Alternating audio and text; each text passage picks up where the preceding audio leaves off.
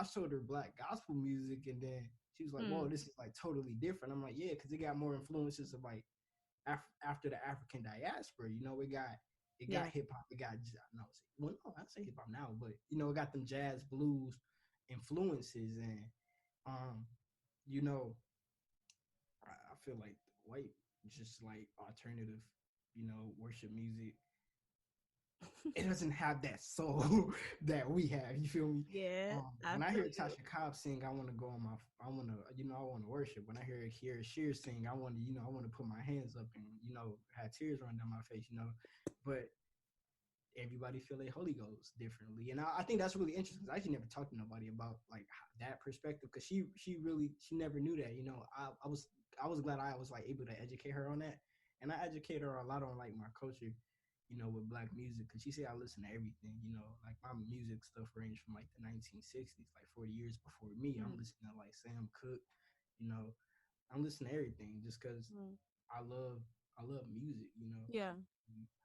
Like I remember when I found out Bobby Caldwell was white, I was like, dang, I thought he was black. Like, what you do for love? Like, I thought that was a black man my whole Right. entire life, and I was like, whoa. And that made me change my perspective. So I was like, maybe some white people do got soul. So just like, you know, you can't be, and that's going back to my point, like you can't put yourself in this box. Like you really gotta like go out there and explore, because it will really change your mindset on things. And I became a smarter person than I was really a year ago. And even before that, like I get smarter every year because I'm learning stuff. I'm Right. reading different like books and everything about faith, and it's really interesting. And I'm taking like different college courses. Like I'm taking global music this year, and I'm not like we're talking about specifically black music, but it's not just black music in America.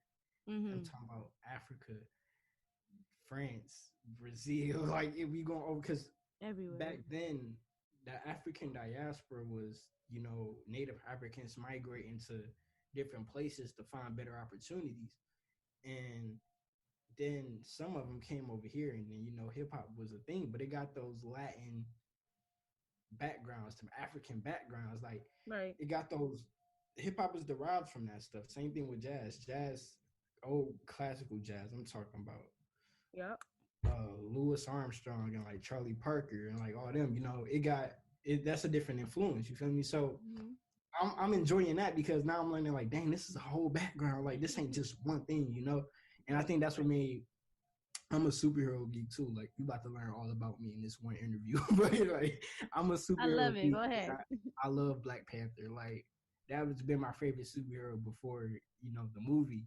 But seeing the movie just changed, because like the guy that produces Childish Gambino's music did the score, and like he actually went to Africa and like got influences to make that. You know, it wasn't just like, oh, I'm gonna try to mimic this sound or go on YouTube and try to see how they know. He really took a plane and went all the way to Africa to do that. Like that shows how important that culture was, you know. And I think, you know, and that's just the music itself. I'm not talking about the wardrobe and the makeup and the scenery and the cinematography of how they shot that. Like it's way more to it. So like I said, like, you know, I'm just shut up on that. Like, you know, go your scope. Like, you know, go out your scope. Experience Yeah. some new things, man.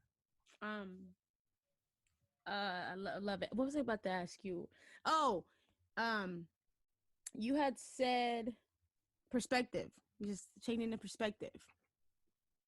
Now, being a black man and a rapper, um, I guess I don't want to say how do people perceive it, because I'm already how. Well, how do you think you are perceived? I guess. I mean, just being a black man and being a rapper, how do you think you are perceived to those who are not black? um, or or should I say, how do you think that white people perceive you as being a black man as a rapper?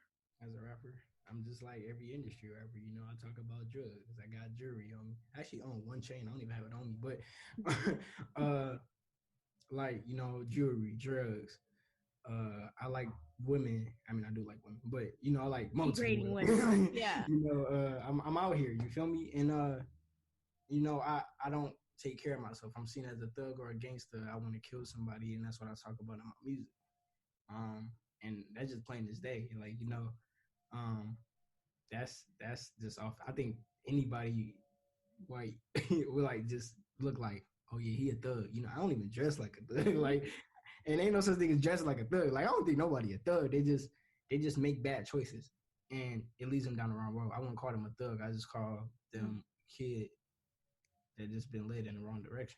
Right. Yeah, that's why I was worried right there. Okay. Yeah. Right now.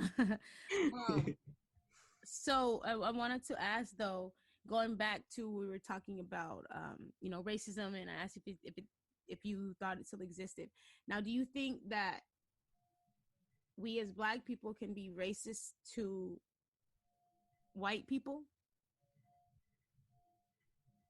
Yeah, I think so. You know how people like, bro, because you know how we get, yo. You know how we get. We be like, oh yeah, that's some white people shit. Like, off that, like, that's just like, okay, that's racist. Yeah. But nobody see it as that because it's a normal thing that Black people say. So it.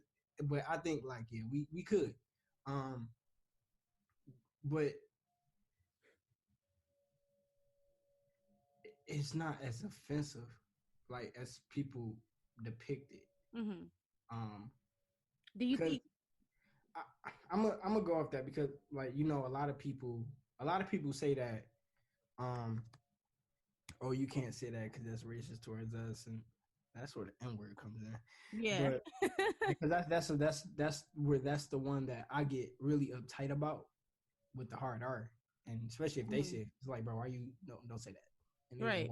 ain't say it. That's like, bro, it's offensive. And he was like, well, don't call me cracker. I ain't never call you a cracker. Like, I never said no shit out like that on my mouth. So, but generally, I'm not gonna tell our whole population. Like, I don't know how to do that. Like, it's embedded in us already. Like, Right. and just to say that, but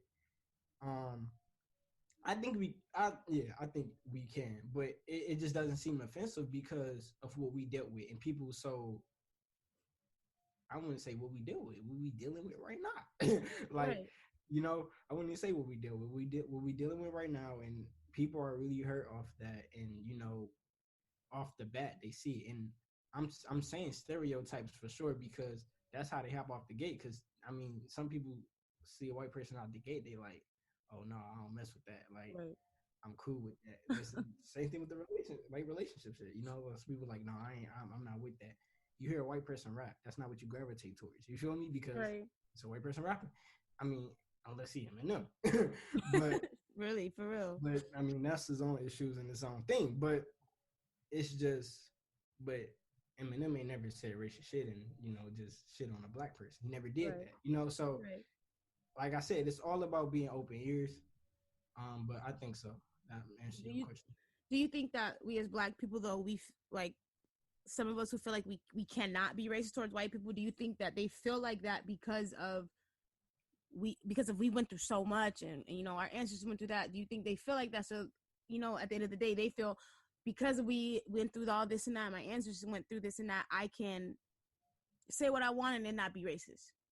Yeah, most definitely. I know because I've heard Black people say that, and I was just like, I mean, I don't know, like I would never know how to like talk to a person after he said that because I'm just like, I mean, it's still wrong, right? No matter what you went through, what your ancestors went through. Yeah, they went through it, so you didn't have to go through it. Or even though we're still going through it, just in another form. That doesn't give you the right, just because that happened. Because I mean, like I said, all it's doing now is just causing division between everybody. We not unifying. I mean, Martin Luther King wanted all of us to be together and be arms in arms with each other, but we still given the what's the word I'm looking for? The idea of division. Still, if we really want to unify, we gotta unite in the small things, and then that's including that. That's including how we look at people. Yes, race is a thing, and we can't sit here and act like it's not a thing. But it's like, don't make that the sole purpose of why you don't talk to nobody, because it's like, oh, he white, and my ancestors did this and that. That's a bunch of excuses. He probably don't even act like that. Mm-hmm. Like I met a dude up here. Actually, I ain't even gonna lie. Most of my friends up here are white because most of my friends down back at home are black. So it's just like it's just how it is, and them are the nicest people I've ever met. Like even their families, like their family are just all their families are open. They've never been like, oh, you can't have him in this house or any. No, they all and it shows that they was raised correctly. And that's the thing. I get that. Mm-hmm. But I heard a lot of black people say that, and I just like that's wrong. Like, and I get it. People have their morals and their opinions. That's understandable. But at the end of the day, like, I don't think like if that's the case, then they gonna look at you just as you looking at them. Right. Yep. It's like, oh, my ancestors didn't like you, so I shouldn't like you either. So you technically saying the same thing, right? So it's just like y'all got to get past that part. That ancestors didn't do this and they went through this and y'all did this to my ancestors, and that person wasn't even raised to be racist. He probably not even looking at you like that. So you can't go towards that. I'm just in there right there. Like I ain't gonna even go no further on that because I'm gonna just start. All right. It's just because I get heated with things like that because this is like it's just hypocrisy to me. It's just like they're saying like, oh, I don't want you to do this, and then you go do it. It's just like contradict it. You contradicting the whole thing. Like, and that's what I'm saying. Like, everybody want unity, but we really just leading ourselves to further and further and further division. We're dividing ourselves more and more because of the small things. Right. I agree. So really quick, I want to touch on though, because we're about to wrap it up in a little bit. I wanted to talk about generational wealth. Oh yeah, that's right. Are you ready for that one, huh? We'll go ahead. You go ahead and let's just get it out there. What are your thoughts on that? My thoughts on generational wealth. Let me sip this water real quick. All right. My thought on generational wealth is it is a possible thing, but you got two things. You got people that want to be rich, and then you got people that's stuck in slave mentality. Us as a black culture, we created this. Hip hop is ours. We really did that. Not just hip hop. I mean, look at Rihanna, bro. She got Fenty everywhere. That's all I really see, and I love it. It's amazing. And she setting herself up for generational wealth. Jay-Z just got a weed business. He said he already had generational wealth, right? Let alone off the weed business. But, you feel me? So, but then you got people like, this, okay, yeah, this system is stuck for us to fail. But are you gonna be stuck in that mentality that this system is stuck for us to fail, or are you gonna beat the system and beat the odds and then rise to the challenge? You feel me? And make that money. And I feel generational wealth is definitely a thing. We gotta be smart about it. We gotta be smart how we conduct ourselves. Read, open up a book, please. Online, you can buy online, but they ain't really doing them but messing up your eyes. I'm just being honest with you. Right. I mean, come on. So, you gotta be smart about how you do it. And put that stimulus to good use. Don't go buy some rims. Don't go buy a cheap. Put that stimulus in the stock market. Man, invest in yourself with that. Exactly. Don't spend it on a Birkin bag or a Hellcat. You feel me?